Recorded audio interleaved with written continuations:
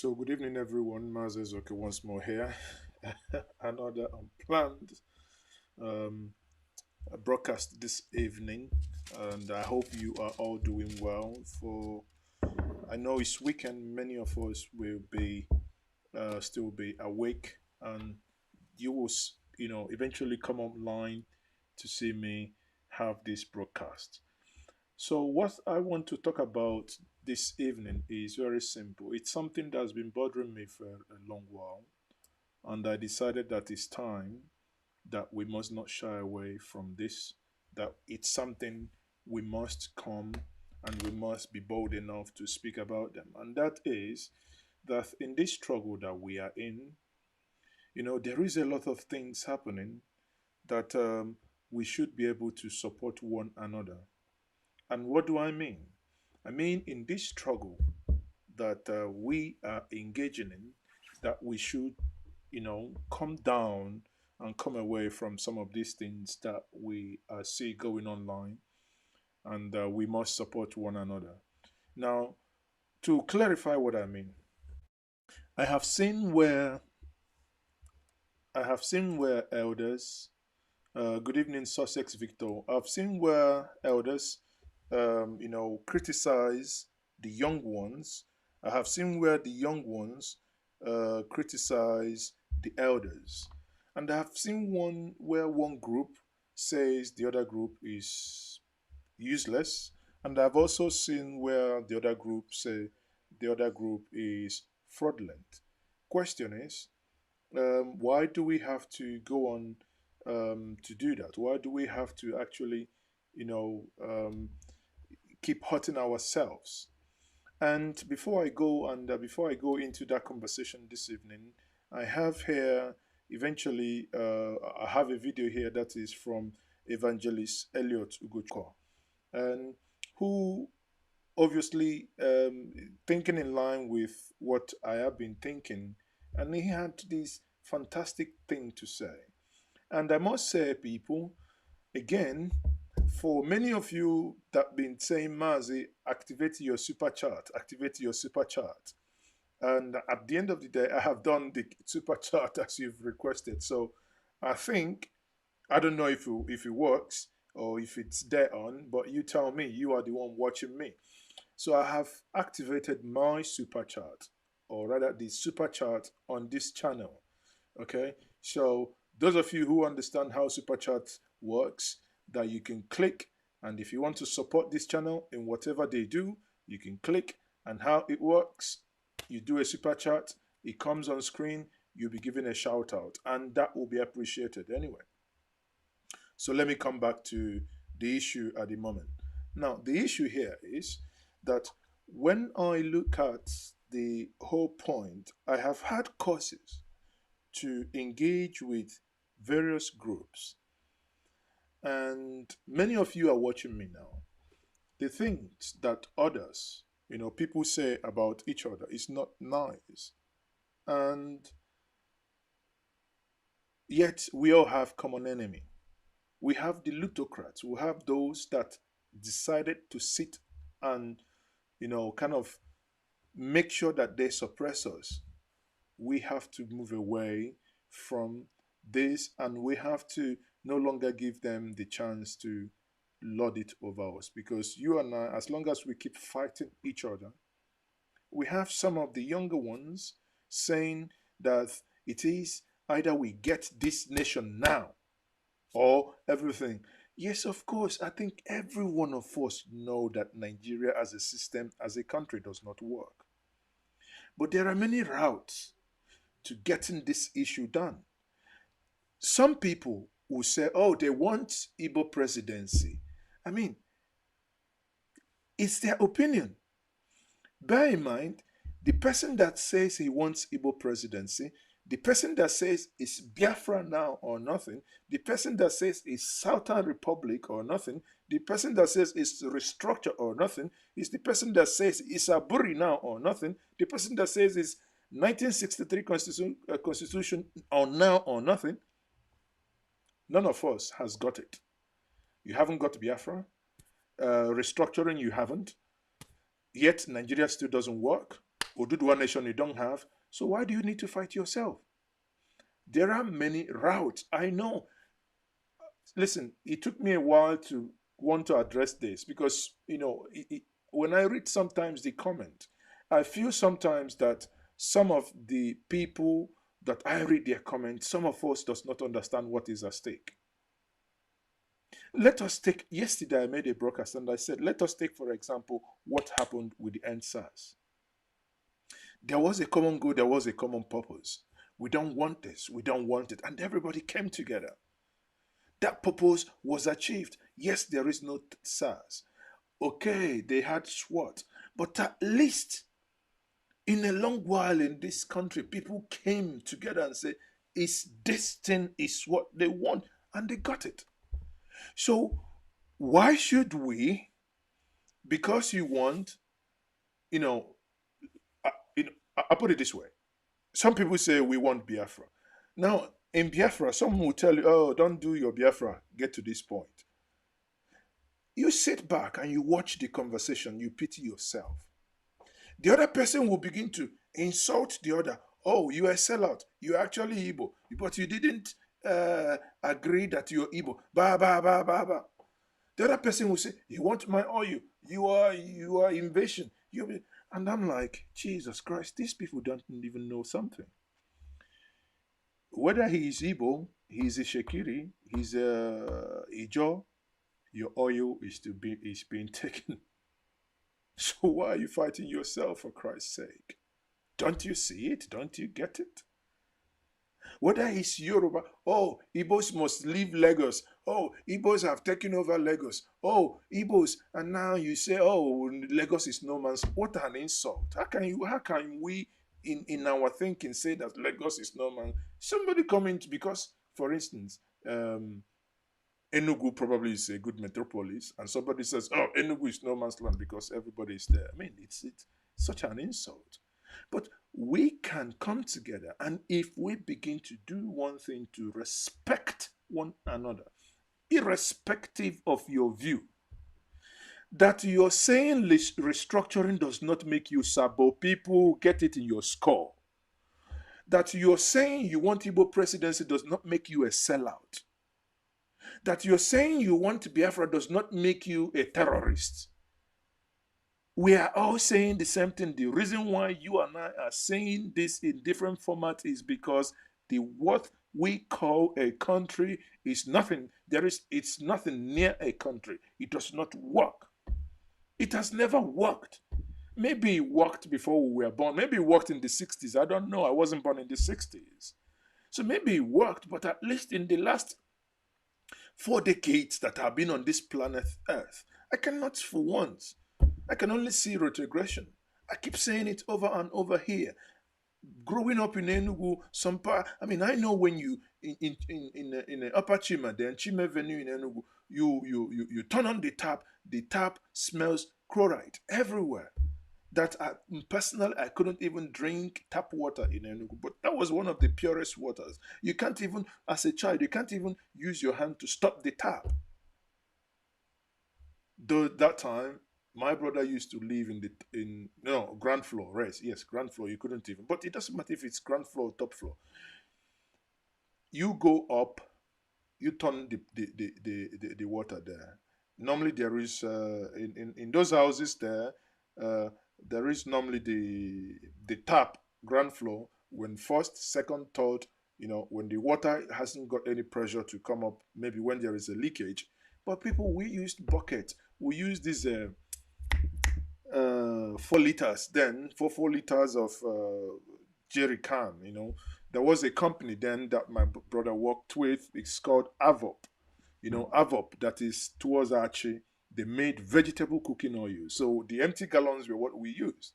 If many of you that grew up in Enugu still remember Avop, na better cooking oil. Avop, it they make chops with na good chop na helele. Take and fry dodo, blah blah. So what? Good old days, man. Good old days. I think there was a time Nigeria was good actually. No, I didn't grow up in Abakaliki. I grew up between Onitsha and Enugu.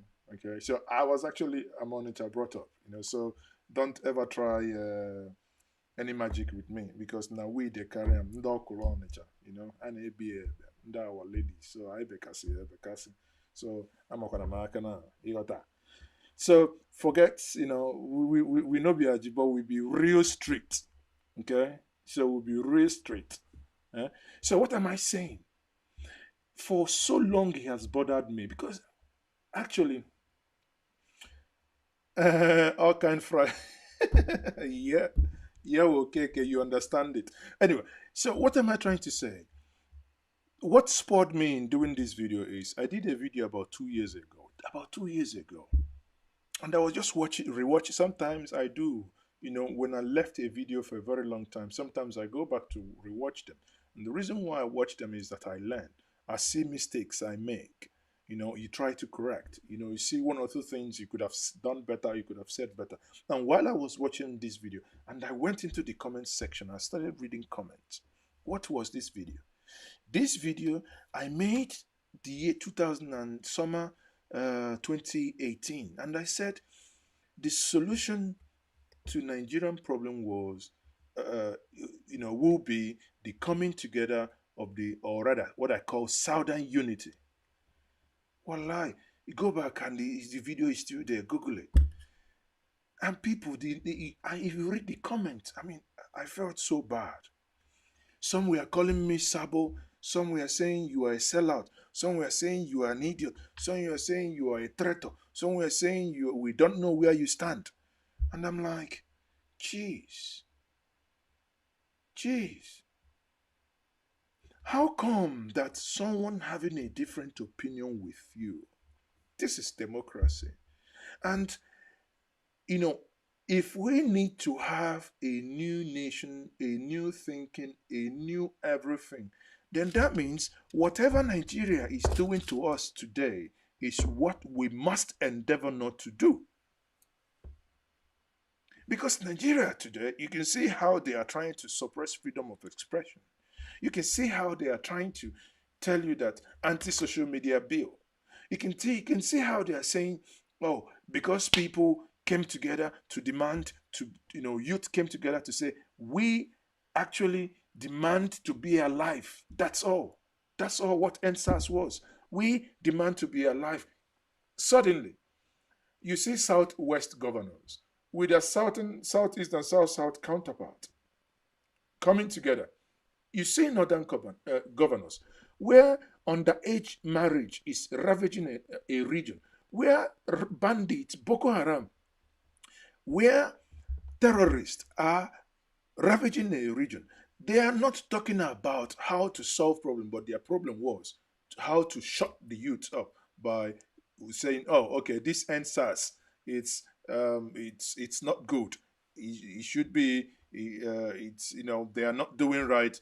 We should crack down on anti, you know, crack down with anti-social media abuse, to the point that even the Minister of Information is saying, oh, when we go to China, we know there are things you don't see in China. You cannot use Google in China. You cannot use WhatsApp in China. Say, okay, so Minister of Information, you will be happy that you live in Nigeria. And first of all, to start with, China is not a democracy.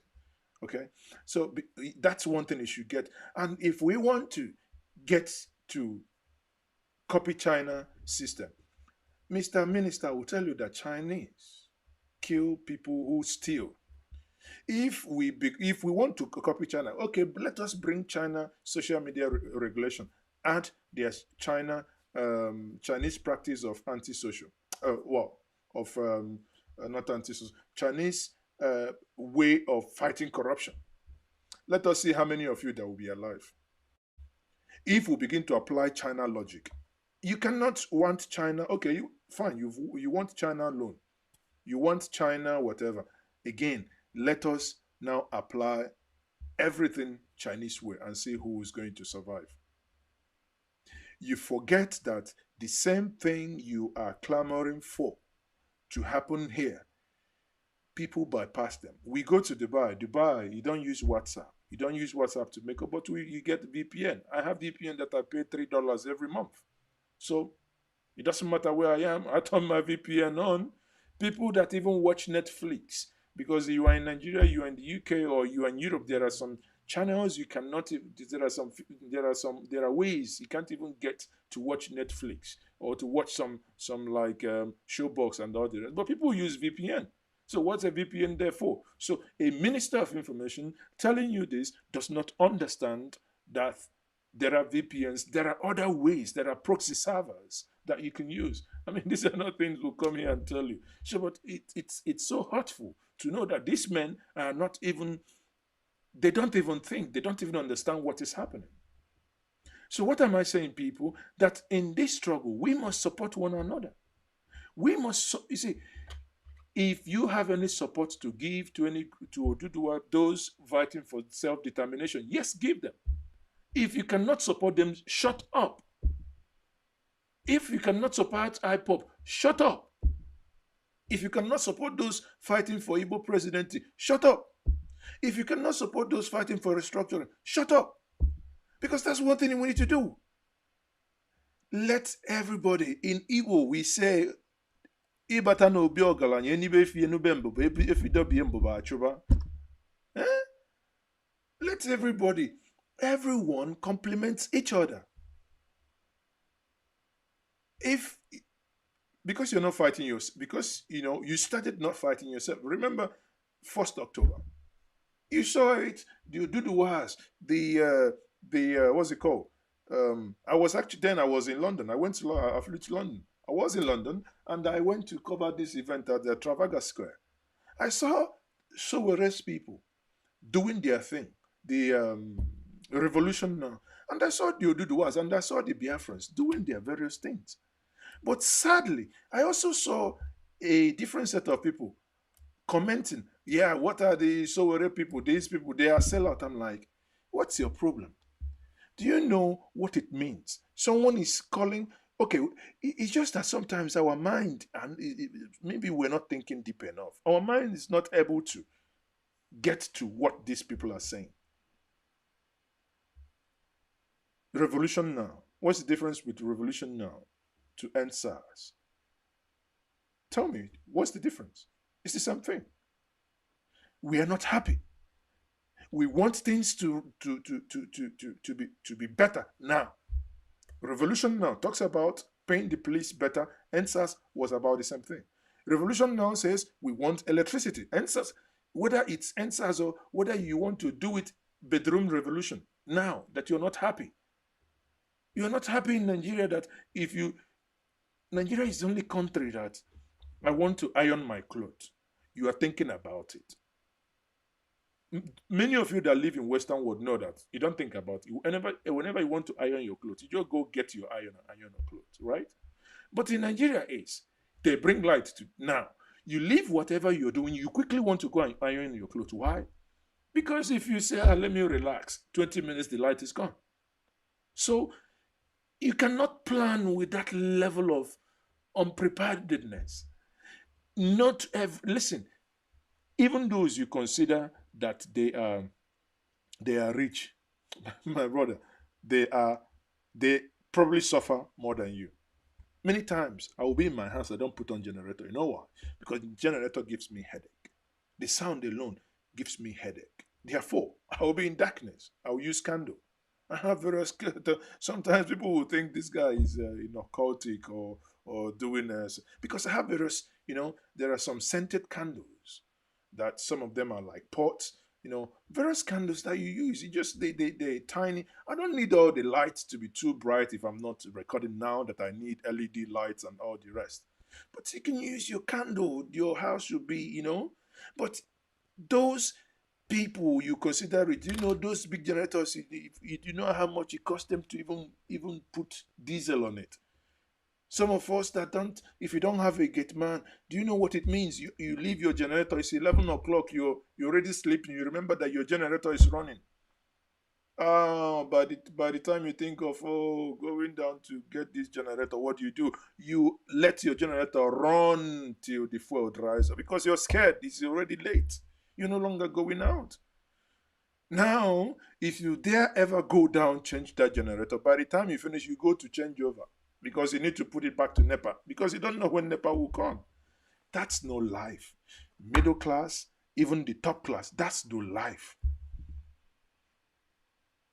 Yet, some would think the truth to what is going on is that we should have a system that works, that we should have restructuring. I understand the argument some of my brothers make saying, well, Ojuku went to Aburi in Ghana for a restructured for restructuring, but that didn't happen. That was in 1968. Yes, it didn't happen. That's you're right. It didn't happen. Does that mean it will never happen? I don't think so. The same thing we say we want it now, now, now, now, now, now, now. Listen, I have come to realize there are, you know, I once had a program here. I said in defense of Igbo elders. I want to put it to us. I think there are at certain age, everything we do is now, now, now. You look at that's why we go in disparity with the elders. The elders will say, we have talked, you see, when we are like you, we have talked about all these things. It didn't work. Let's keep dialoguing. Let's keep jojoring. And someone will be somewhere saying, this elder is Sabo, he doesn't want my this, he doesn't want my the other one. My dear, you are not more heartbroken than the elder or those elders because they felt some of them they tell you that when they went to university they ate chicken. When I went to higher institution in Nigeria, I ate 101. That means we ate in the morning, or sometimes if we had like 8 o'clock lecture, you know, um, you eat around 1 o'clock. You be your tummy, your intestines will be battling with you. You eat around 1 o'clock just to obviously cover because you don't have the money to eat 3 times. And many a times there are places we just come in there, you say, Madam, you'll be battling. Madam, put the fufu big or put the fufu big or you do your belt like this. I don't know how many of us now that can loosen their belt because that time, man, men were like, number one. But if you see the amount of food we consume at home, Washan basin, the one you use when you have visitors, you bring or when your dad is eating. That's what I used to normally used to eat. They put jam food there. But in nowadays, we did not meet and we did not enjoy like those elderly ones. You think they are happy? You think that many of us are happy that whenever we leave Nigeria, you come back. You feel so sad. From the airport, everything will be so hostile. From those serving you, everybody, nobody can ever smile to say, "Hey, you're welcome." It's quite funny. You travel, you see people, Nigerians with American passport. They step into America. Somebody, a white person will look at them after checking their passport and say, "Welcome home." Do you know how it makes you feel? Somebody comes in Germany or in the United Kingdom, a black man, somebody from your village, but just because he's lived there enough and paid his dues, that he has this red passport, blue passport, green passport, whatever it is, and they tell him, "Welcome home." Have you ever heard "welcome home" from your immigration people? They all treat you like a criminal. Hey, hey, hey, hey, come here. Waiting there inside that bag. Come on, courtesy. Last January, leaving via Port Harcourt, is a video I recorded it. It's about 26 minutes. My challenge is that I haven't come to the point of editing that video because I want to blur their faces. But one thing that struck me there, every single one of them, from this desk to this desk, is a brand new airport, spanking airport, very nice. But from this desk, this desk, this desk, everybody was begging. When you come into the airport, you see them with those big boxes. Now that's what they do. You just drop your bag, it scans it, you go the other side. Okay, what is the in this bottle? Is this crayfish? Quarantine. If it's not a crime to take crayfish, it's not a crime to take Maggie. You have one what sachet or whatever of Maggi. Everything to extract from you. It is a rotten system. Therefore, anything that will help. Imagine, I remember when Segelink started this EndSARS. If people can go back to Segelink on Twitter, you will still see about 2 years ago when people were saying every time you are wasting time, but suddenly the EndSARS caught fire. Here we are. People call me and say, actively, I'm not campaigning for Igbo presidency because I know it means nothing. So some of you that want to know where my stand is, some of you that have been reading your comments saying this man is mad, he's supporting Igbo presidency, he's supporting this. Now, this is my stand. Quote me any day. I said actively, I'm not supporting Igbo presidency.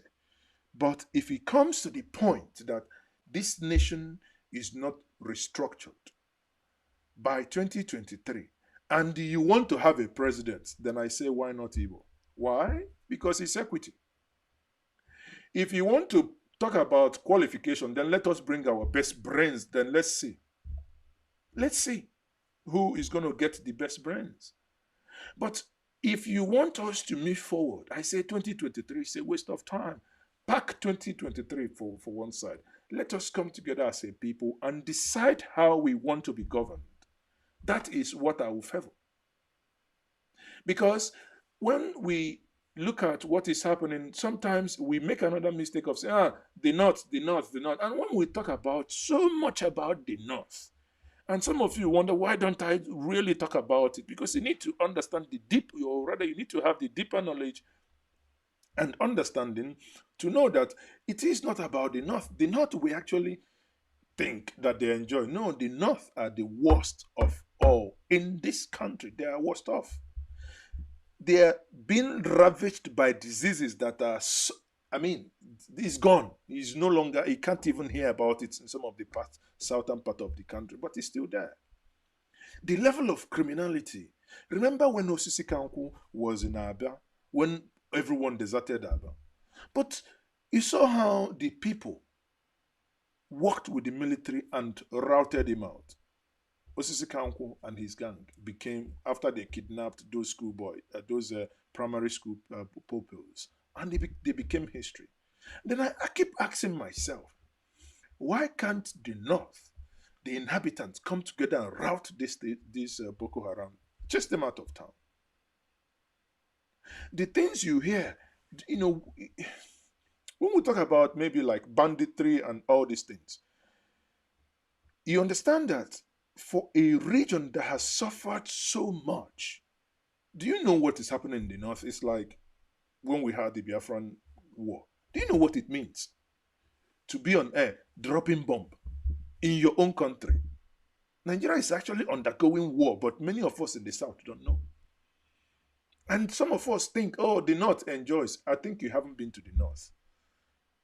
I tell you, if you are there, if you're in Abuja, just go by road to Jos, head into Medugri. You understand that these people don't enjoy. They actually watch off. A snippet of it is when the EndSARS protest was happening. They didn't protest, right? Now go back and look at what happened in Jos. None of those happened anywhere in Nigeria. Jos, warehouse, that people had to, massive warehouse, climb the roof, removed roof, no tools, removed nails with bare hands in order to get those palliatives out. Some of them broke the wall, climbed in order to get the palliatives out. Now, the same in Adamawa and Taraba. Tractors, 106 of them were rolled out from their storages.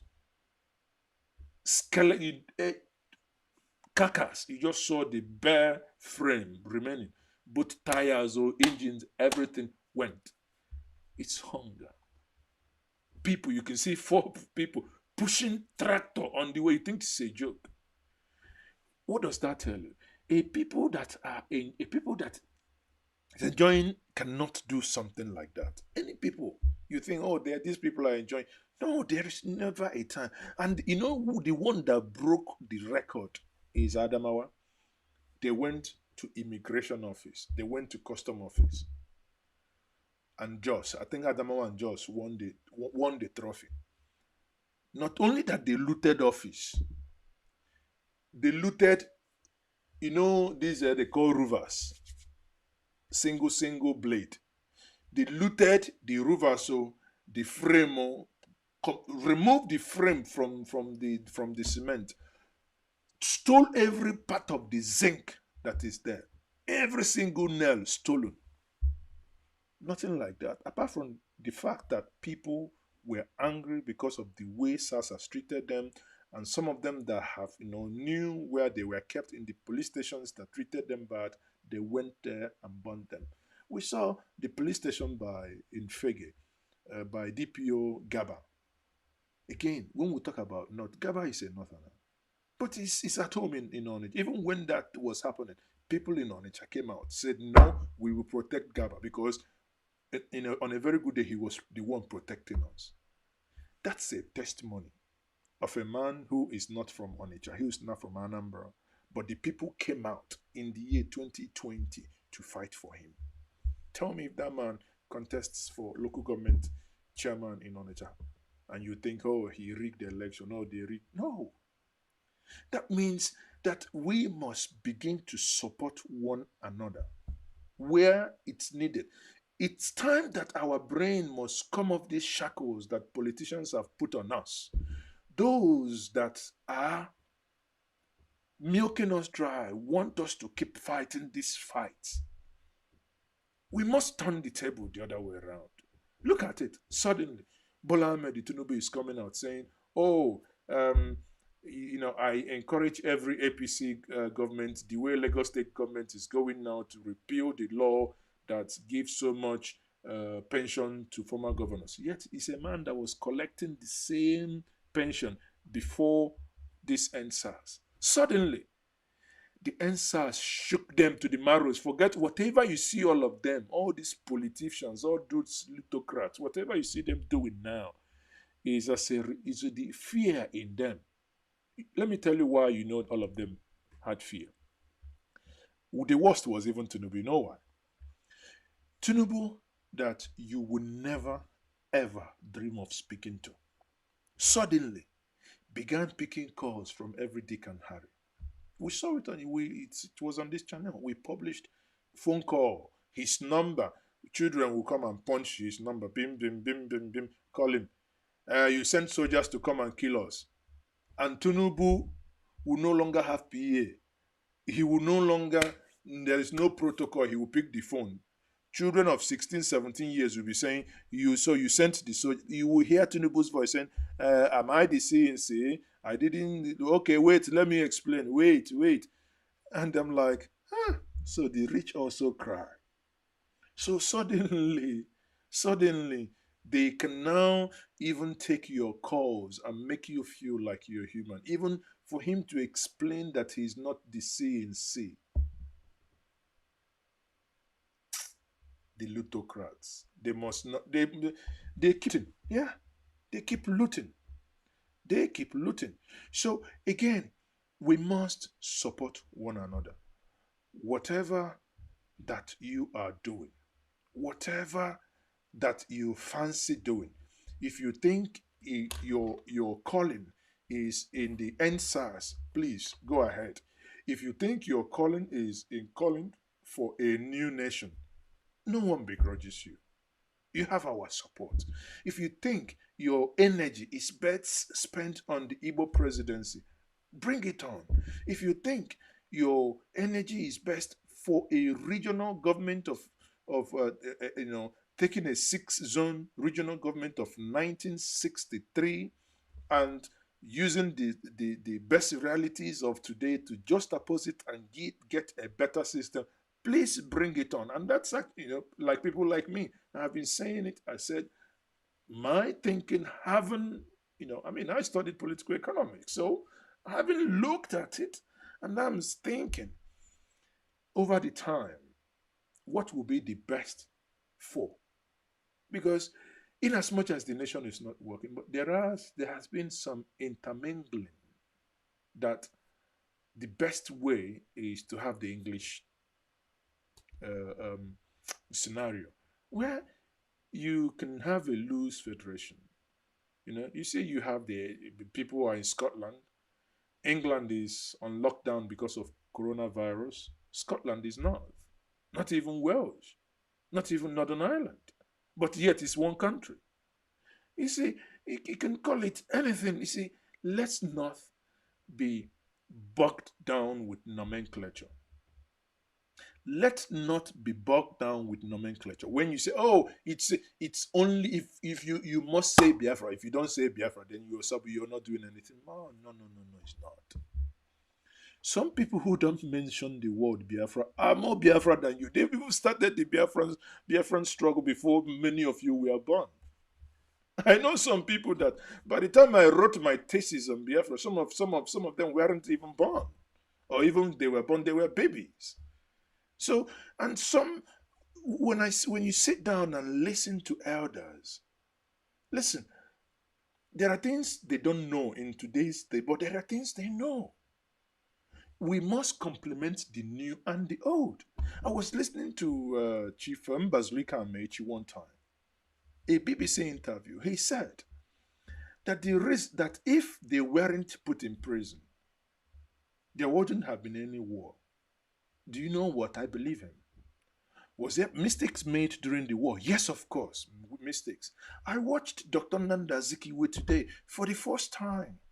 An interview he granted in America when he turned 90. You know, he gave me a different insight the way he spoke. I keep saying it here. If you don't like it, sorry, I can't help you. I've said it here. The best person that I've ever governed Nigeria, I didn't leave when he lived. That is Tafawa Balewa that was killed. But go and Google him. Google it. This is YouTube. Google Tafawa Balewa in US. After watching that, you call yourself a proud Nigerian. On very rare occasions that you can ever say you're proud of this country. But after watching that interview, you will see where a man, by his articulation, by his thinking, encapsulates whatever you think you could be. Not that he was very well spoken. His diction is excellent. Questions asked him, you can see the way he will pause. He pushes out on you. It means he's a northerner. He's a Fulani man. But what it means is he has capability. Sadly, that the young people again, then Chukuma Nzogu, then Kaduna Nzogu, that coup happened. Again, whenever I regurgitate, whenever I think about that coup, I feel like I wish that coup never happened. Because if we had continued, yes, mistakes will be made, but we would not. The military had nothing. They had nothing. That's why you see so much brutality. You know the reason why many of us don't actually think about this. The reason why we have so much brutality that has spilled over to the police is because the police are configured in that way. The military have configured. That's why I say a military man thinks a policeman should be under him because of over time the way the military has done what they've done. They think they are superior because they have controlled power. Now, someone said here, Alexander M said, my own Biafra is investing only in my Ebola. Oh, exactly. No one is begrudging you. Exactly. I tell people, I've said this over and over. Do you know for the past 7 years, I have not been in Lagos. And I don't miss Lagos. I have no intention of going to Lagos. If not for coronavirus, I leave this, I fly in and out of Nigeria at least 5 times in a year, and I only use Enugu. I am not interested in going into Lagos. I begrudge you because if you're from the southwest, you have no business flying from Heathrow to Enugu. Imagine you're from Ondo, you fly into Enugu, drive back from Enugu to your place. How happy will you be? So why should I fly into Lagos? Now drive down to East. It doesn't make sense. That's what we are talking about. I don't want someone from Taraba Listen, we must have this concept of live and let live. Let the eagle perch and let the kite perch. I'm not interested to have someone from Taraba to land in Enugu and begin to drive. Please, I want you to land in Yola or Taraba. If you're from what's it called, Castina, please land in Castina. Don't land in, but don't force me to land in Castina. If you're in Lagos, there is no reason Lagos shouldn't have 3 international airports. Because if you land in Ikeja, for you to go from Ikeja to Ekbe, it's like 2-3 hours. So if you have another airport at Ekbe, please go and have another one. Have another one between Ibadan and Lagos. Please, choose, make a choice. In England, people can choose to land in Bristol. If you live close to Bristol, or if you're going to Wales, you can choose to land in Bristol, right? If you live near London, you can choose to land in central London, London City Airport, or you choose to land at Heathrow. If you live a little bit in the Midlands, you can go to Birmingham, or you go to Luton. If you don't want to go to Luton, you go to Stansted.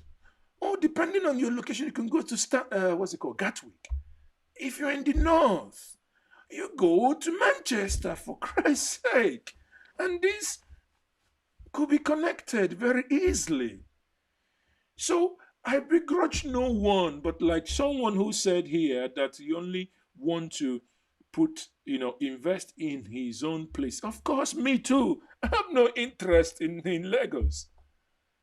Because you know what? If someone is coming from diaspora and he only has 10 days to stay, going through Lagos, you will lose 2-3 days. Because you come in, most times, your local flights begins to do yati. Or maybe depending on the airline, many of them come at night. That means you have to spend the night anywhere. You're going to spend money. I do not begrudge you. Spend your money in Lagos. But if I want to spend my money in Enugu. It's me. It's a choice. I want to spend my money in Lagos. Okay? See, Onye Kachi Uche said Mazezoke is actually Mazezoke, not Maxi. Northerners does not agree with you on restructuring. You see, where we are now, that is what I'm saying. Northerners they do not agree with you on Biafra. They do not agree with you on Oduduwa Republic. So why must you only pick on they do not agree with you on restructuring? Do they want something must break, my people, to get to the point that we are today with EndSARS? It took about 3 years, right? About 3 years. But something broke it. Again, on restructuring, on Biafra, on Oduduwa, on Southern Nigerian unity, on Southeast, on the one. See, one thing I'm saying: whatever you believe in, don't do it because Mazi is doing. Don't do it because this person is. Just do it wherever your conviction lies. But in doing that, please allow the other person the right also. If there is no message today, my message to us this evening is: anyone, anytime. Okay, I'll put it this way. In 2007, I had a press conference with my group, Igbo Ekunye Enoch. I'm not a member of IPOD, right? But I had a press conference in Enoch, and we said that in 2007, from the things, frivolous arguments that the federal government has actually done, is as a result of what I personally and my group consider the high-handedness they used in treating the group. You don't flog a child by asking you questions, because what they are doing is to ask questions. And as a father, that we believe what you should do is to listen to them and understand why they are asking these questions. And sadly, last week on my Facebook page, if you go there, I believe it's still there. Facebook has a way of every 1 year, kind of anniversary, it pops out what you've written. So this thing pop out. And I read it, and I retweeted it again.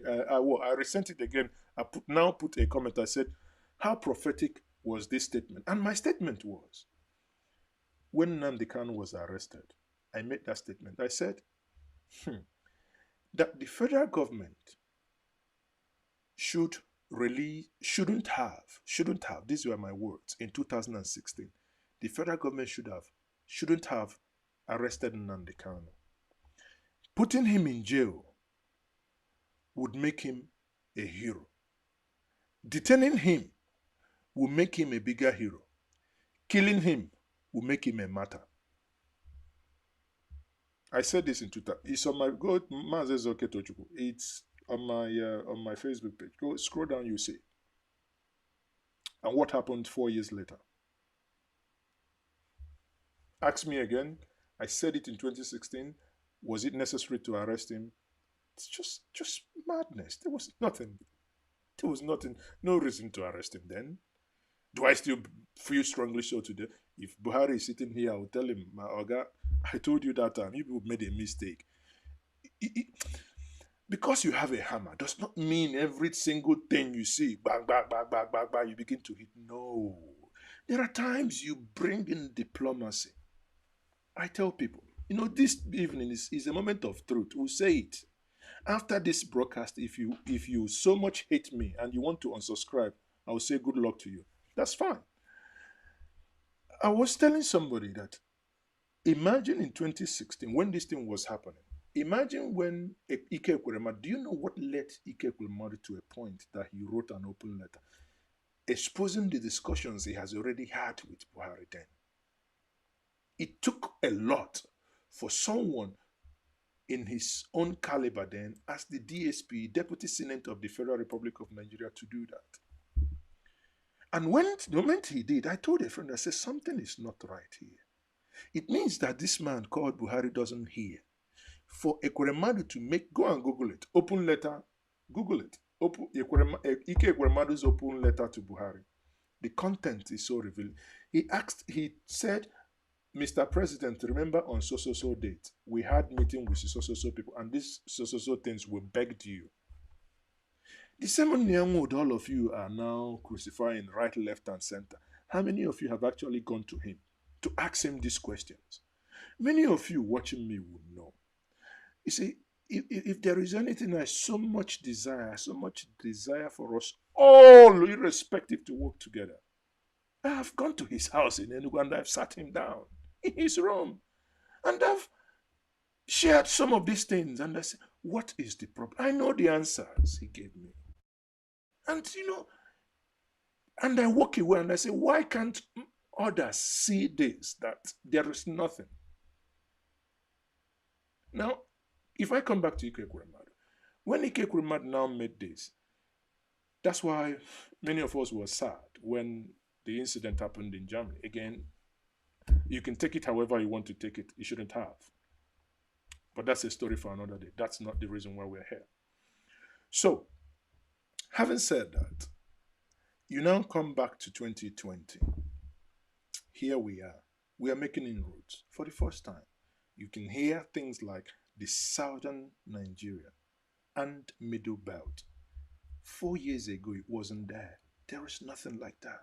So for the person asking about restructuring, for you to get to that point means something has happened. And before I'll bring Elliot Uko, and I will conclude with this. Many of you that shout Biafra or nothing, and I will say zip it, because you probably do not understand what is at stake. But I will encourage you, if that's what makes you happy, of course, go ahead. But allow others to digress and to disagree with you as well. On this platform, with Dele Momodu, we had a conversation with Eba Ganiwada, Pa Ayo Adebanjo, and even Nnamdi Kanu himself. Something became very clear, and that is two weeks ago. There was an agreement by everybody in that call that we need self-determination, myself included. What is self-determination? The right to decide our future. If you unpack self-determination, it means that the Yoruba nation wants to be in Nigeria, but they want to control their region. They want to take their resources within their region. They want to pay certain percentages to the federal government. That's not a single thing different from what Nnamdi Kanu said. That is not a single different from what Ankyo Brick said. So if we are agreeing on this, why would you allow yourself to be the nomenclature? Just name, name, name. I have told us here, I have told many of you before. You see, when you shout about Biafra, Biafra, Biafra, and sometimes some of us will laugh. You know why? Because if you actually want to form a nation and you don't want to do those things, those mistakes Nigeria made, that means every single serious decision must be subjected to referendum. That means, hypothetically here, let's say we want a new nation. We say, what will be the name of this nation? You cannot just say, oh, it's Biafra, then every other person. No, no, no, no. You can't do that. He can't, right? Somebody will tell you, what's it, the one, Lower Niger Congress? Yeah, Lower Niger Congress will say, oh, let's call it Lower Niger Republic. We'll write it down. The other one say, oh, let's call it Dudwa Igbo Nation Republic. People like me will say, let's call it Igbo Republic, right? Because that's me. I have no apologies. I mean, I'm too Igbotic. And some other one will say, let's call it Southern Republic. Some of you, if you don't understand the lecture with the things I'm saying this evening, you make that same mistake because your brain will be stuck at that point. You're not following. The nomenclature has clogged your brain. You can no longer think. There you are saying, no, if it's not Biafra, I cannot agree. Hey, you call it A, you call it B, it's immaterial. What matters is the content of what you want to do. I want to have a constitution that will say, if Anambra today feels so unhappy that they want to leave, that they should get everyone that is up to 16 years or 18 years in Anambra and they must cast their vote. If you get 75% to say you want to leave Nigeria and form Anambra Republic, so be it. I'll sign up to it. It is in the Ethiopian constitution. They have no one has ever exercised that right. Because on its own, it offers checks and balances. United Kingdom did referendum. Scotland wanted to go. They did subjected that to referendum. It didn't work. So let's not think, oh, if you talk about restructuring, you're wasting your time. Which one are you talking that is not wasting your time? You talk about a new republic, have you gotten it? So you are in the same boat. You talk about Biafra, you talk about Oduduwa, you talk about Ariwa, you talk about restructuring, talk about Igbo presidency, talk about Aburi, talk about whatever it is still conversation. In Igbo, we say push another. Police in Meli. We have to keep engaging. It might actually come to a point that the North probably might say, listen, all these things people are saying every time, everybody, you people, it disturbs me. Quite. Make you go referendum me. If you go referendum, it go good. It might come to that point. If you go referendum, but I can tell you that there is a way, with what I have seen with EndSARS, you might be surprised that we go to referendum, Kuma, everybody will, let's say, okay, referendum or restructuring. Wallahi, breakup or restructuring. Wallahi, I can bet you'll be shocked that those that want Nigeria restructured will win. But again, it's only my insinuation. You see, there is nothing that has happened positively that does not involve struggle. Democracy, for you to be independent, struggle was involved, right? Struggle, serious struggle was involved. For the blacks in America to have the right to vote, struggle was involved. For women to have the right to vote, struggle was involved. For Nigerians to kick away the military, for them not to think of coming, struggle was involved. Now, for us to either divide, either agree to restructure back to 1963 or agree to end, that's why struggle. Niger Delta militants, it was struggle. Part of the struggle, they got what they got, but the struggle is not over, right? So it would be unfair to criticize the Niger Delta or criticize the Ijaw Congress or criticize the Yoruba group or criticize the IPOB or criticize the Ohanese or criticize. No, no, no, no, no, no. Everyone has their own complementary role. Especially the youth listening to me now. Please, I beg you, we must learn these facts. Let's do the right things. Let's support the elders where we can support them. Many of us shouting, hey, hey, hey, hey, we want this now, we want this now. Let's go and take a hand. Now police will come, pa, pa, pa, pa. You will be the same person. Hey, they are killing us. Hey, army are shooting at us. They are killing us. When you're shouting they are killing us, you're invariably calling your elders to come. Because you know when it comes to negotiation at certain level, in our place they say the child that the elders sent to go and steal breaks the door with his leg. It's a strategy, especially now. This is going to be for my Igbo audience. Please, pardon me if you do not understand Igbo. Ndị Igbo ihe a bụ the last time m ga-agwa unu ihe a. Egbe belu ugo belu. IPOB rapụ na ọhaneze aka, ọhaneze rapụ na IPOB aka. O nwere ihe IPOB ga-alụlụ anyị, o nwere ihe ọhaneze ga-alụlụ anyị. Onye asịzina, onye akpalizina nwanne ya, onye asịzina onye ihe ma onye nke ihe ma onye nke ọzọ. Unu ya dị grupu ito ino ise ise ise onye ọbụla nwere ihe ọ na-alụ. I won't say this again. So on that note, I will bring my good friend, oh, Jesus Christ, I've already close to 1 hour. Please pardon. Okay, Nigeria is wholly owned by the House of Fulanis. Oh dear. Let me take some comments and I'll bring this guy in. Sorry, but it's anyway. It's Saturday, so it doesn't matter. You can stay a little bit. Self-determination is a moving bottleneck.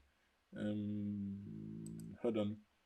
Oh, I wish I can address all the questions one by one. Now, people, if you join me late, I said I've activated super chat on this channel. So, okay, I said I have activated super chat on this channel. I don't know if it's working. Let me know if you can see super chat on this channel. I don't know. I've just done that today. I don't know if it takes time. Now, again, if you like the conversation this evening, please give this conversation or this video a thumbs up so that YouTube will let others know that you like it. They will recommend it for others to watch with you. Okay. On that note, I will say, let me take some comments. Yinka, let me take Yinka's comment. Yinka, self-determination is just a movie. Is moving the bottleneck. It does not solve the corruption. It's okay. See, when we talk about Yinka, let me take your question. When you talk about self-determination, it's just like when people talk about the Oduduwa nation, the Biafran nation, or whatever, or the Midwest nation. Listen, you talk about these things. I tell people, if you get Biafra today, you have a relocation of lootocrats. Those that are looting in Abuja will relocate to Oka. They will relocate to Enugu. They will relocate to Owerri. They will relocate to Port Harcourt. Relocate to Zamfara. So, it changes nothing. Therefore, if you have where you can keep some in the center, because if you make governance attractive to attract people who are genuinely concerned, I'll tell you an example. People say, okay, can you run for governorship of Anambra State? I said, maybe many years ago I thought it's something doable, but today I don't, because it does not make any sense. Why would I go spend such money in order to govern? Because I know by virtue of the fact that I spent so much money, you are bound to steal. But we can probably make the same achievement by agreeing that in my state of Anambra, we have about 177 towns. And that means 177 communities, about 17 local governments. Now, local government is the mini states. If you had men with brain, Let me say 16 people like myself come out. Let's go to local government and govern. You know what? We can make a lot of difference. If 16 of us takes each local government, concentrate and working for the people without stealing, it's very simple. Nigeria, we have 100% the money we get. This money is shared, 52% goes to the federal government, right? And 48% goes to state and local government. So within this 48%, I think 25 or thereabout goes to state and 23 goes. So if you look at the variation between state and local government isn't much. Therefore, it's almost the same variation from federal to state. So I can actually let go. If we judiciously put 70% of the monies that are accruing to the local government to work for the local government, believe me, in 10 years' time, every single local government will become self-sufficient and it will become a place of joy. My local government, because I say and I know the things I know. I remember in 2005, I was telling people, I came back to my village, I was jogging. Looking at schools that I knew before, they were all looking like IDP camps. And I told people, no, but why can't we repair these schools? And some people were laughing and saying, look, how can you repair schools? No, I said, but in as much as my children are not in this school, but we can repair them. Some people thought I was joking. 1 year later, I was able to mobilize. Came back with two of my German friends, right? And you know what? This school was renovated. Students in Ezinif, the community secondary school Ezinif, then was 123. By the time 1 year later, it was about 500 and something pupils. Now, if I had begun to share money in my community, I wouldn't have done that. In 2007, the governor of my state then, Anna Pito, came and commissioned that school. And I can tell you, the statements he made at the commissioning led that to the point, led to when people say I have P2B repaired school. That's the model of the school are built in that community is what P2B eventually built in 177 local government. That is change. Now imagine that I was in a position as of that time and I took it. Hold on. I got a supercharge. Listen, I don't know how this thing works. Pardon me, I might be like a novice now. Hold on. I can see something on my screen. Someone said he did a supercharge. Hold on. Henry. Oh, thank you, Henry. Oh, this is incredulous. I haven't done it before, Henry. Is it?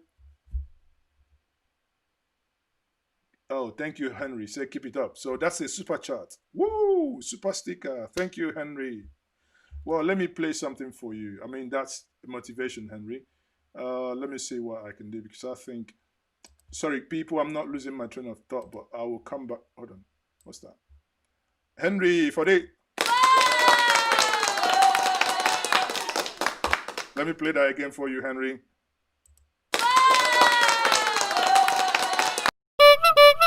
Okay. Thank you, Henry. Okay.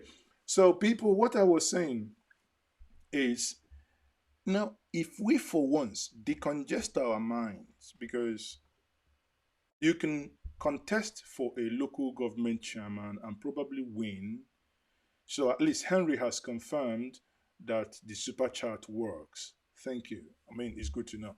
Now, if we decongest our mind from just looking for the bigger picture, because when we talk about restructuring or talk about self-determination, everybody, detaches himself away from the real job, think, oh, once it's done, once what is going to be done?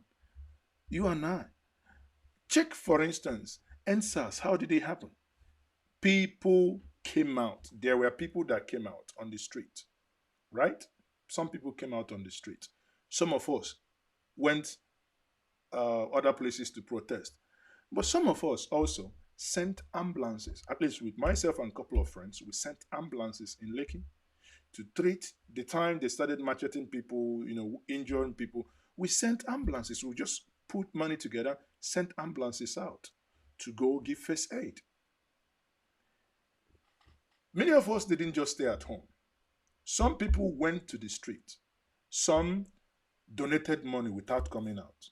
They were going to their work, they donated money in order to give, to ginger others who are doing what they are doing. So it is a collective. We must kind of come to a point that we need to re-energize our mind. Because when I ask people, and it scares me, in Anambra, you cannot be a governor with maybe 3 billion. You can't. Now, I am not rich. In as much as I have a good heart, God knows my heart. I want the best for the Igbo nation. No apologies. But I tell you, if I take 3 billion as loan and go and win election, wallahi, wherever he get that money, the person has to take that money back and pay interest. Therefore, but you can use another route. And that is what I have actually said to my good people, my brothers and my sisters within the IPOP family. I said to them, many times it's not only about, throwing tantrums on other leaders. What are the things we could do? I remember saying this thing to us during 2017 while the protests were going on in Aba. I said to us, one super chat. What? Sorry, am I missing anything? Yahweh, okay. Did I miss something? Please forgive me. Maybe the thing is, okay, it's only that one. Is it? Okay, oh, sorry, I think I missed this one. Oh, forgive me. Forgive me, please. Super sticker. Who's that? Michi Chipo. Oh, thank you. Thank you very much. Sorry, I missed that one. Thank you for calling my attention. So, okay, now it works. Now I know the super chat works. Okay, so I lost my train of thought.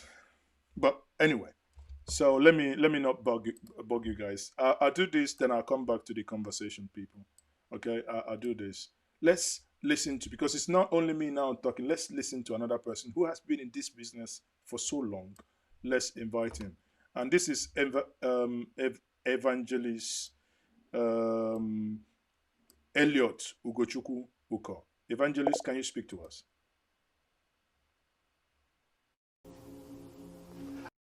No, we problem.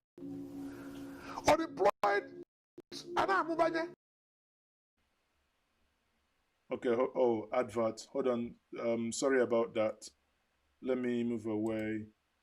Let me not play the advert. Sorry.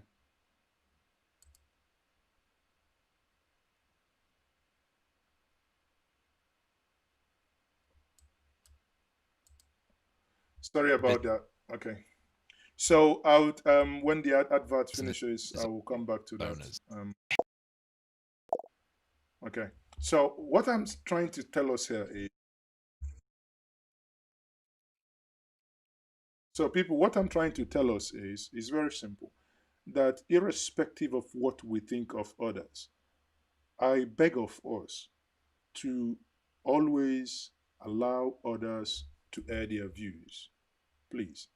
I beg of us to always allow others to air their views.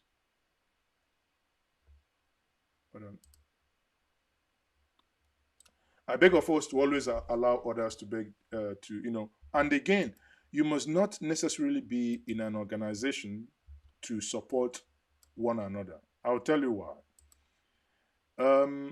Sadly, I will keep using this. When my organization went to when we went to the international court against the Aba massacre, I wasn't, and none of us, we weren't IPOD, but because we saw that a particular set of young people were killed, were shot at unjustly, and we thought, no, this, Madam Oskwanuno, so we took action. Many of them in Europe and America wrote to their MPs. I remember writing to Steinmeier, Steinmeier then was a German foreign minister, or whatever, and Boris Johnson was foreign affairs minister then, if, or rather foreign secretary, and and myself, I actually went for the Operation Python Dance 3 that never affected me, but I knew that the Operation Python Dance, when it comes, we have seen what one did. So I went to court to stop it with my own money, to stop it. But again, to the point that even DSS published my name, but those things doesn't worry me. Google it, just put my name and put DSS, you see their stories. It doesn't bother me. One thing is, it's because my conscience is clear, and I keep saying, if any of those children were my relation, or my children, would I still feel strongly to do what I did? Yes. And again, I keep telling myself, the actions I take today, would I still be proud of these actions 20, 30 years to come? And I believe so. Because again, I believe the things that were done to them are quite an injustice that ought not to have happened. Do I still feel strongly of what we saw, that the federal government now and the state government, even today, that the Nigerian army came out, at least I read that from the cables today, saying that they are not happy that Sanwo-Olu is now denying that he never sent the military. Yet, that was the same Sanwo-Olu that said he did it. The higher authorities brought in the military. Yet, it has come out that he is the one that sent the military. Am I happy about that? No, I am not. And that same way that we must all lend our voices to condemn evil whenever it happens. It doesn't matter if that evil happened in Katsina, in Sokoto, or in Zamfara.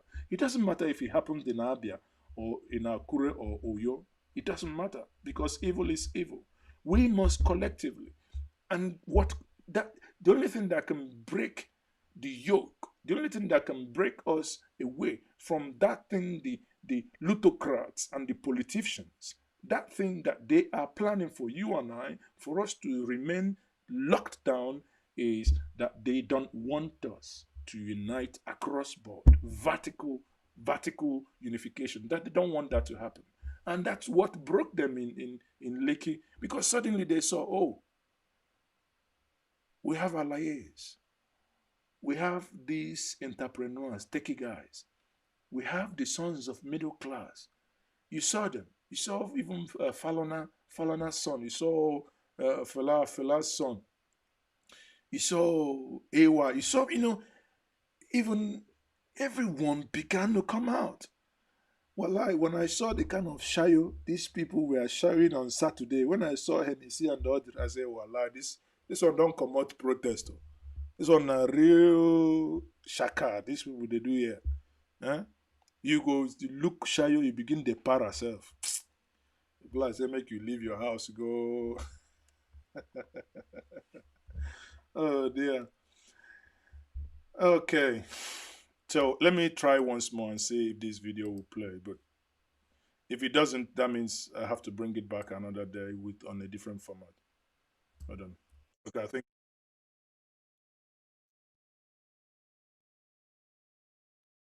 Okay. Let me.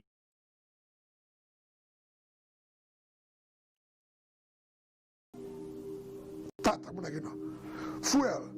You imagine. And what if felt nothing? And I got what on your John. Buhari the greatest leader anywhere. Oh, he's the only leader for when I told you.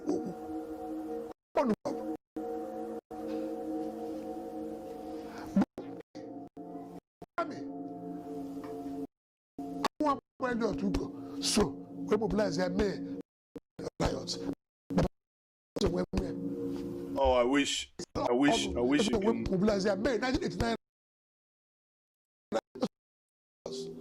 I had one on the Bagina. We can't do all your.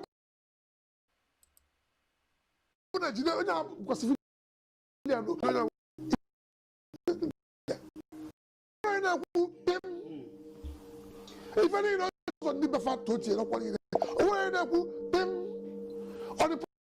You know what? I promise you this. I would bring this because I need to play this to analyze, especially for my audience who are non-Igbos, to understand what he was saying.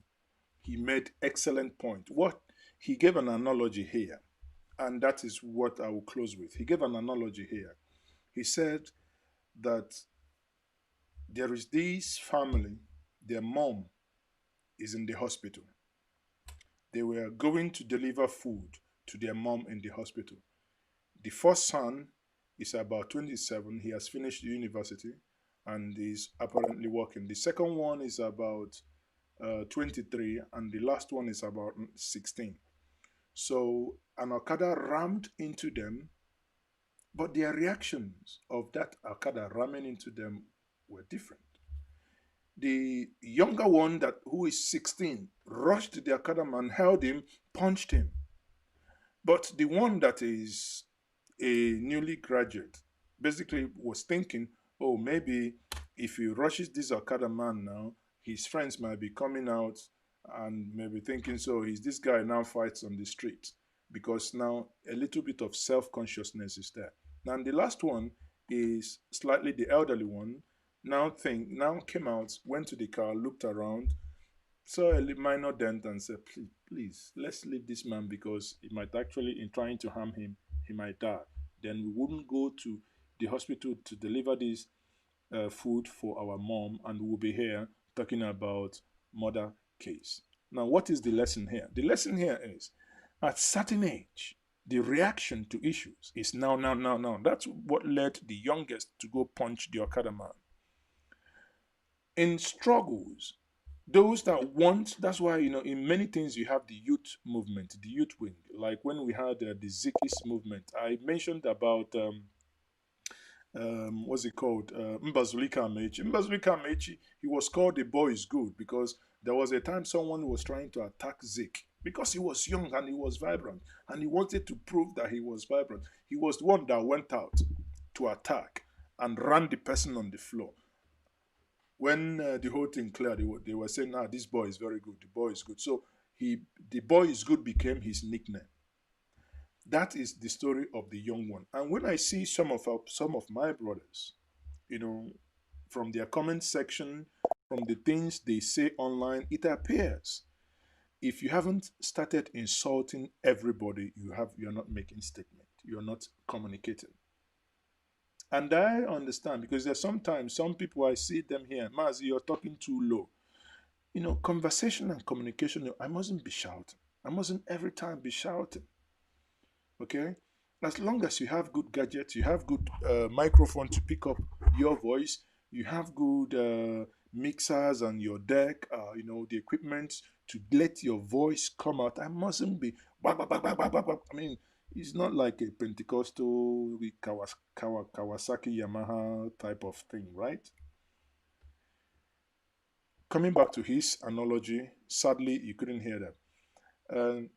Then the second one is middle ground.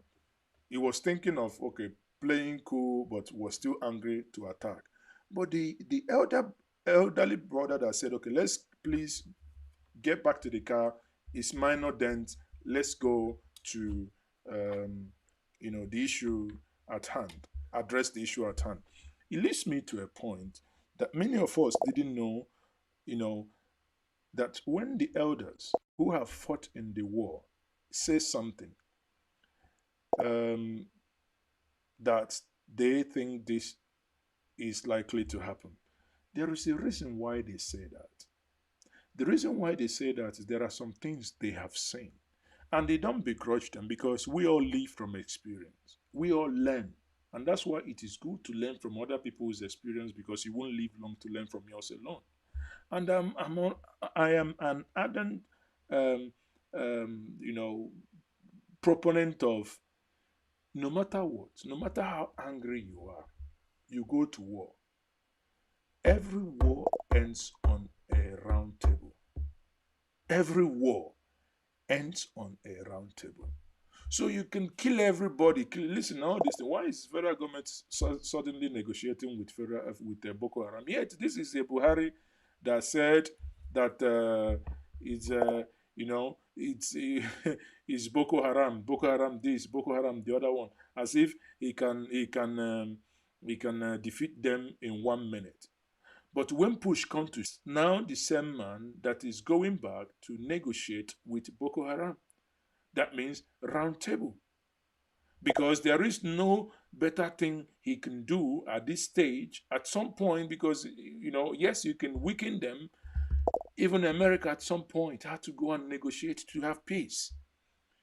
Now, if you know this ab initio, and that's where the analogy from the takeaway, some of you who watched when we had that conversation with Iba Gani Adam and others, the takeaway there is it's no longer, and it brings me to a brother here who asked question on restructuring. Why are we begging them? No, it brings me to the question, to that part of saying you're not begging the North to restructure. Far from it.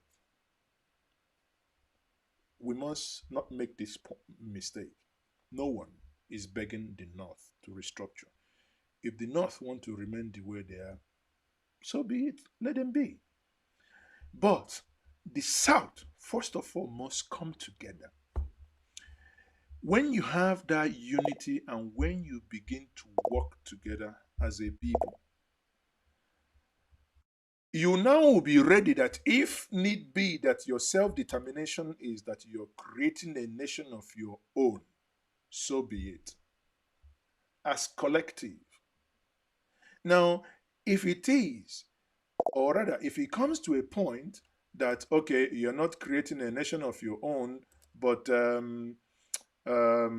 you're going to now have a bigger platform and a better way to negotiate your your way out. I wouldn't say negotiate your freedom, but at least it gives you a better negotiating block.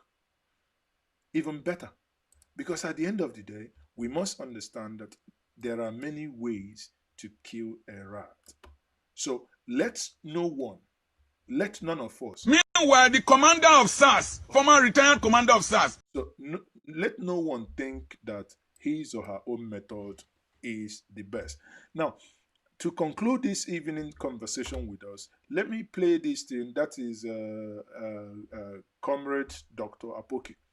He made this video, and this video is very, very apt for the conclusion here. He explained here in vivid terms and in clear terms what we are up against. We shouldn't be up against ourselves, rather against those that seek to divide us. Let me bring him in here, Mr. Apoki, and Apoki can easily make this thing explainable to us in a manner and in a language that you and I can understand. Have a listen. Was saying that why will a 20-year-old boy, 30-year-old boy be driving a 7 million naira car? Ask that wicked man what is the price of the car he drives. Ask him. Do people know? Hold on, we have a caller here. So, hello. We have a caller from the United Kingdom. Hello, you are speaking to Mazezoke Live. Okay, sorry about that. Okay. Right to drive cars. I bought a car as a youth copper. Ask him what was the price of the bike the son of the president was riding when he fell down. You see, there are only two tribes. There are only two religions. Not Muslim, not Christian. Two religions. Those who exploit us and those who are exploited. Let me even talk about the Fulani headsmen. You will see Meitiala sit in air-conditioned offices, wear big caps. They will say, if you touch a Fulani, are there children in the forest with cows taking care of cows? You see, he nailed one fundamental question here. When you see a Fulani man taking cows coming into the forest, most times I do have pity. You know why? Because it is not the son of those people who own the cow because it's a risk. It's a risk in as much as, yes, they ravage, they do immoral things, they ravage farms, they do one thing or the other, but it is a risk. It is the downtrodden that are doing that, not those sitting in air-conditioned houses. Their children are maybe studying abroad, living somewhere. They are not those ones that are doing that. Buy AK-47, buy guns, use helicopter to drop things for Fulani herdsmen in the bush, while their children are in the UK, their children are in the US, their children are air-conditioned offices. How many of their children are in the bush? There is no Fulani. It is either you are the cattle rearer, the idiot that stays in the forest to kill women and rape them, or you are in the class of the oppressors that own the cattle, and you sell 8,000 cows every day in Lagos. You see, Oga, you deserve some accolade. If it is my brother Skibo, he will say you deserve some accolade. You deserve some accolade. Well said. It's what I have been telling us. It's about class. The same thing apply across board. Have you ever seen, during the time of election, have you ever seen the son of a politician going to share money or being a thug, going to gym and has his shoulders like this? You don't see them. They only keep using those that will come and foment trouble. Yet we ignore that we have a common enemy. They are our common enemy, not your brother, not the person that suffers with you. Sir, can you continue, please? If a cow is 100,000, that's 80 million a day. There are only two geographical expressions in this country. There is no north, there is no south. We only have those who are on top and those who are below. When they want to steal our money, there is no north, there is no south, there is no Christian, there is no Muslim. They gang up together to steal.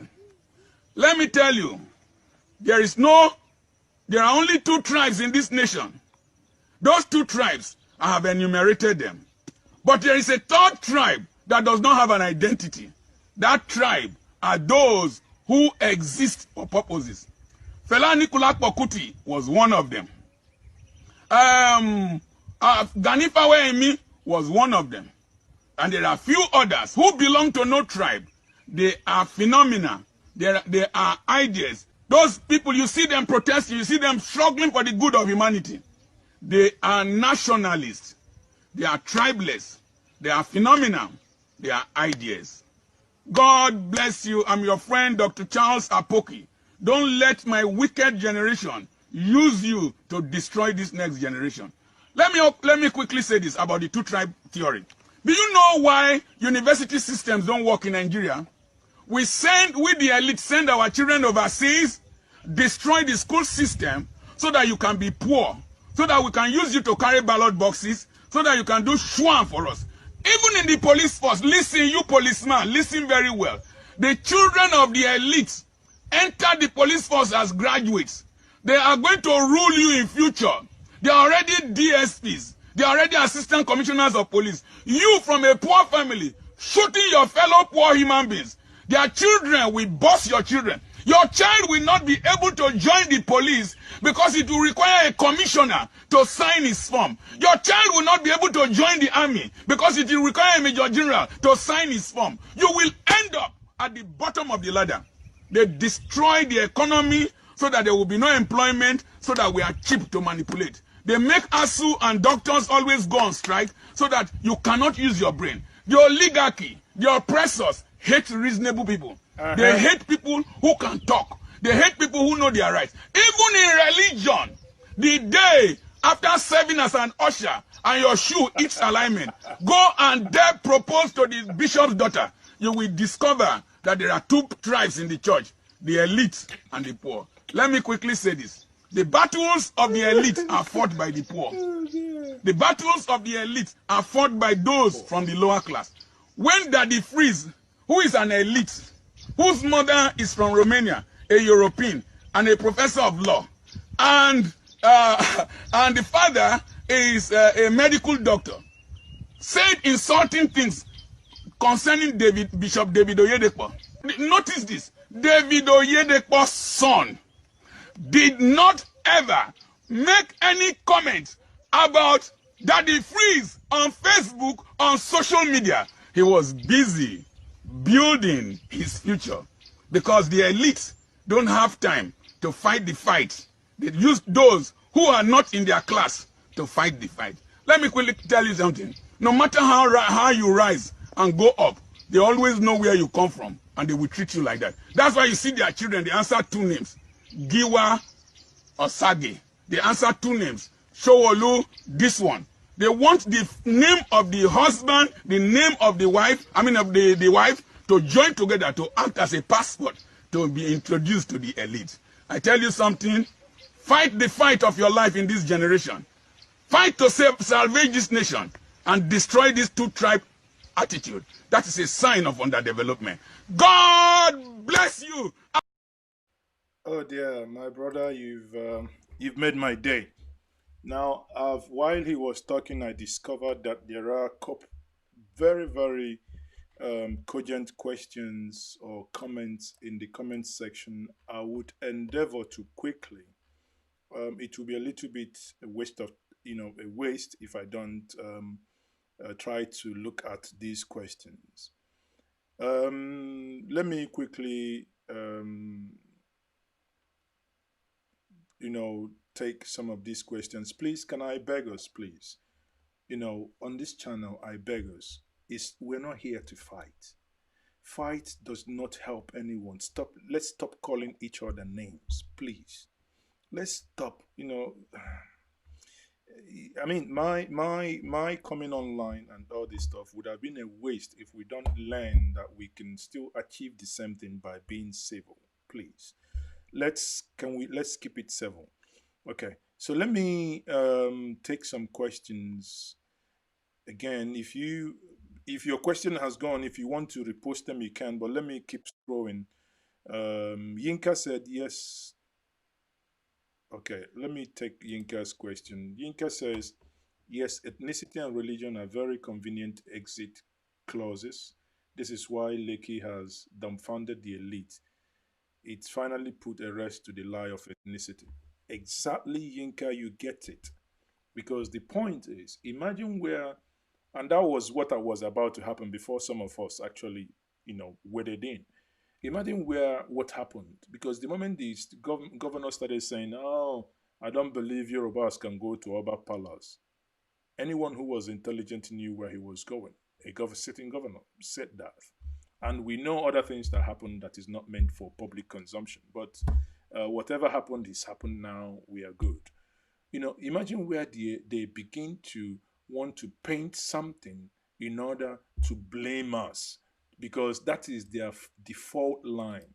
They always want to fall back to that. Is a button. Whenever they press that button, they get all of us. No, that ethnicity, that divide and rule can no longer happen. Dave Obodo. Oh, okay. Dave Obodo says, okay, your presentation this evening is a plus. Your stand on Ebe Belu for the freedom fighters is spot on. No point gunning for glory when the battle is not. Exactly. Dave, thank you very much for that wonderful contribution. Because at the end of the day, everyone, we need each other. You need the radical. You need the those that believe in diplomacy. You need those that stand at the middle as well. Okay? Because like I gave the analogy I gave with the Lekki, we had those that were donating money. You had those that were think, okay, they don't want to give money, but let them give maybe ambulances, and some of them doctors. They didn't have money, but they said, okay, I'm a doctor, I can do this, I can do the other one. Some of them DJs, they brought their instruments, they played pro bono, free of charge. Some of them singers. Like I keep saying, Owere, remain my best. Owere played played the best music, and people dance. I dance myself. But on a protest, no matter how you do it, whether you shout, you dance, you lie down or you stand on a protest. Dave, thank you for that wonderful contribution. That's very good. Can I take more questions? Oh God, so many questions, people.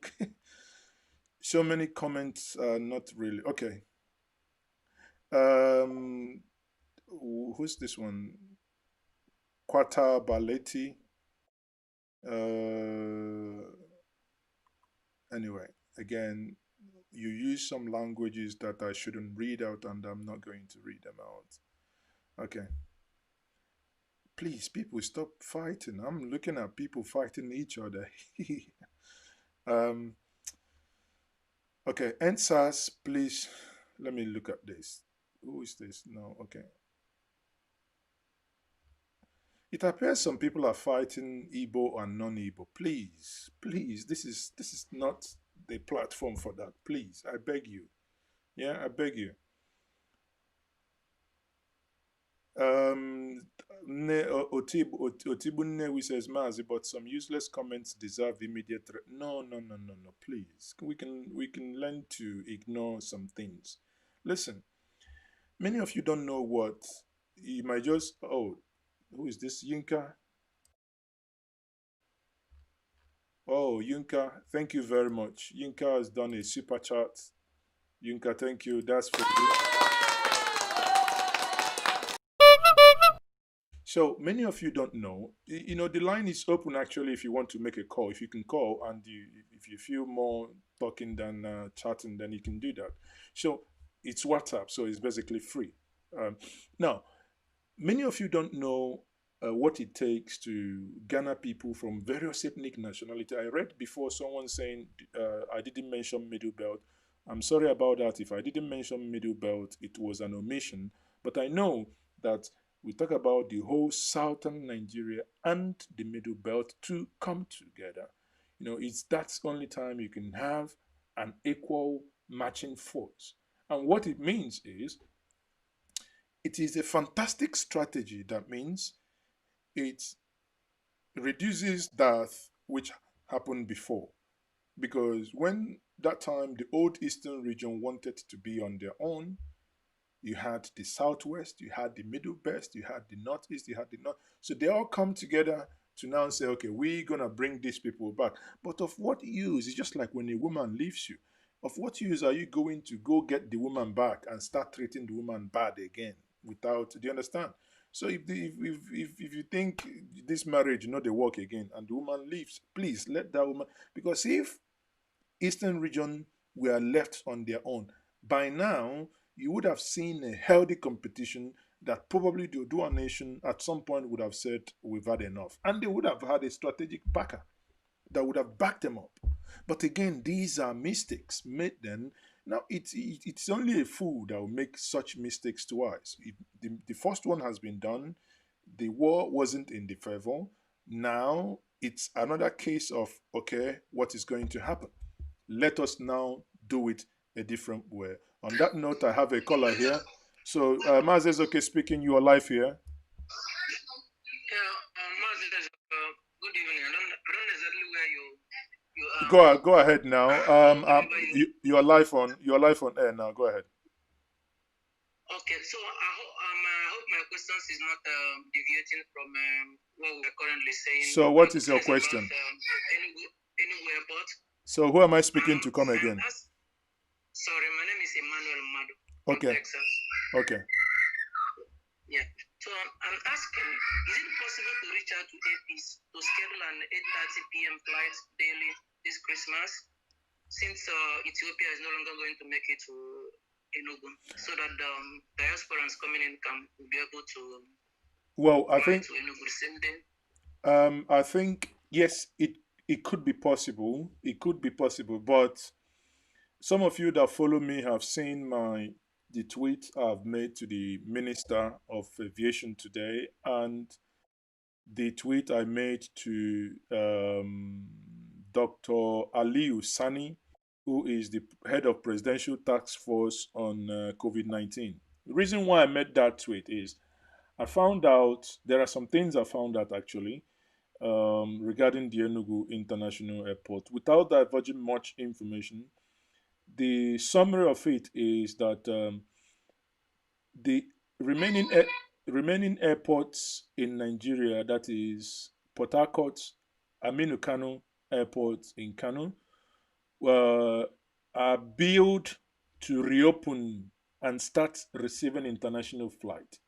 We were told before that Enugu will be included, and I found out about 4 days ago. So we've been trying to make underground push for Enugu to be included. There were things that they said weren't in the Enugu airport. As of yesterday, the governor of Enugu State was made aware through the commissioner of health, and there is a lab that has been now one of the best lab in Nigeria, actually, in Enugu, in order to take the COVID test for those that were flying. So I can tell you that as of this evening, it appears that that decision might be reconsidered. Hence, I want to leave those options open, because it is in our best and it is in our collective interest that we see that Enugu International Airport receives flight for. I am aware that Ethiopian Airlines, by the way, have cancelled some flights that were meant to come from Enugu. But if we are able to get these things sorted out and a new notam issued to them, those flights would be obviously. I would have to have some conversations, and we'll see. I think those flights might be brought back. So my conclusion here will be that we are not sleeping. We are concerned as you are. I am concerned as well as you are. And be rest assured, at some point today, I got angry. Actually, there is one of these shield. They would put at every desk. This is a glass PVC shield to shield people from those working on desk.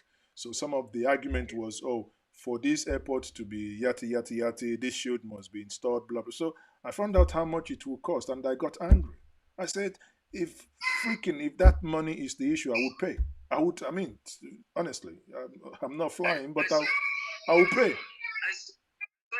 Exactly, because it's madness. But the issue, I think, from the conversation that eventually information I have this evening, it's not about that. I don't want to. Let me say this.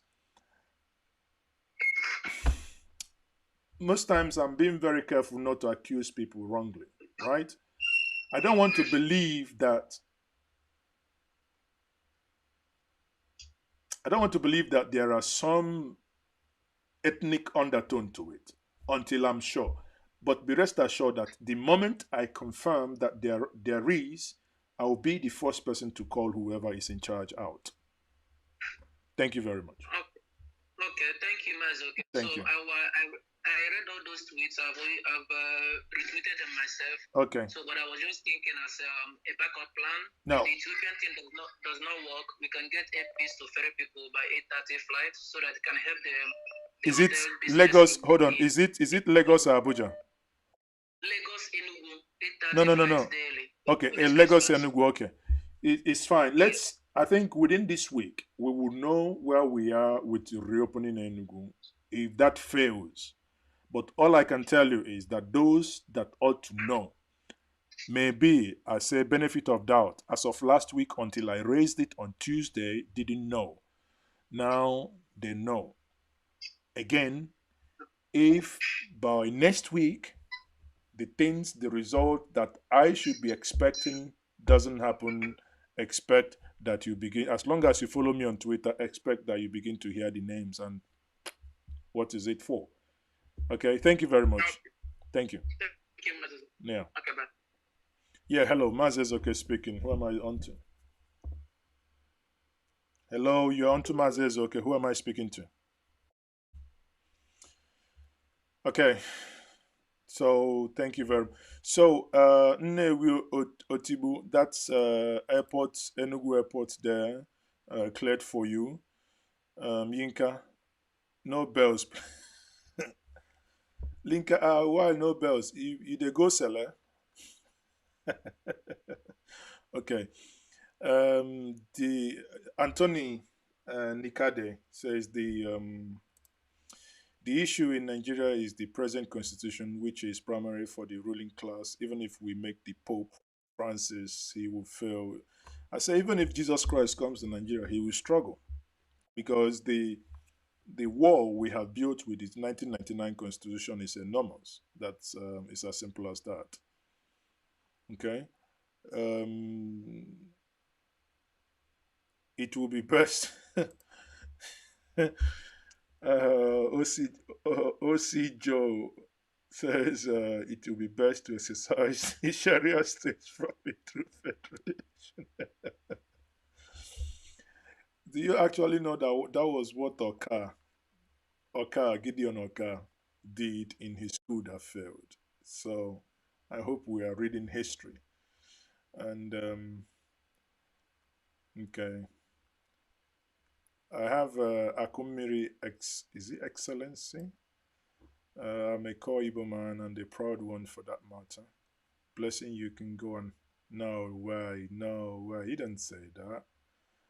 Please. I mean, I am too, but please, can we keep it civil? I've begged us, you know. We don't ban people from this channel, but please, I'm begging us, okay? Let's keep it civil, please. You know, I know it's evening, you know, because the conversation has been engaging. That's why I'm still live anyway. It's over an hour 45 minutes now, but you know, it appears we are enjoying it, so we can keep the questions coming. You know, if there are questions you want to ask, either you call or you type it out, I will read it out.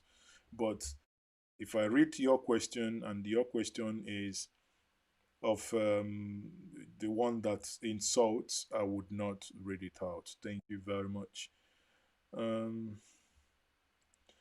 OCJ says, why does everyone talk about the marriage analogy? Don't people realize that Northerners believe in forced marriage and we are unhappy with it? Um, Marriage analogy is something that is very simple because obviously you understand there are people that also are in arranged marriage. An arranged marriage in some Western world, if it doesn't work, you're still free to go.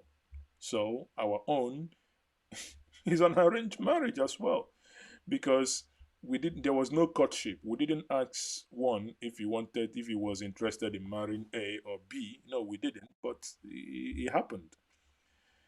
Okay, so who is this blessing? Why is everybody calling blessing, blessing, blessing? Come on. Huh? How can we blessing? Wow, blessing, please calm down now. Blessing, I beg you. I am not Fulani, but I prefer them to Igbo. Ah, what happen? What in Igbo do you blessing? Calm down. Huh? Okay.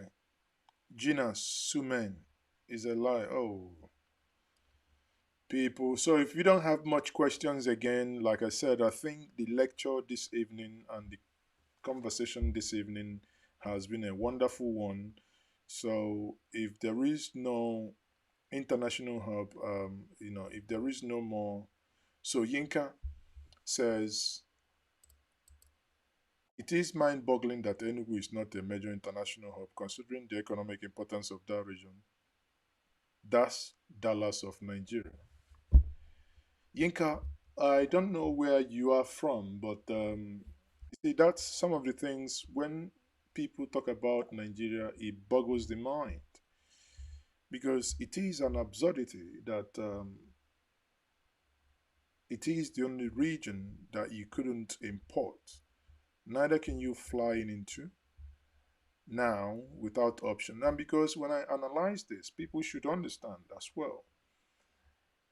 It boggles the mind to note that you can fly in from anywhere to Lagos and your destination could be Ibadan. So in the next 3-4 hours, you could be home.